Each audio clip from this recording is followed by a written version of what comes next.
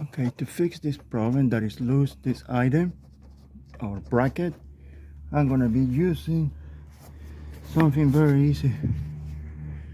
This piece of foam, I'm gonna put it in the back here and underneath here to give a better just to hold it better so it won't be moving like this.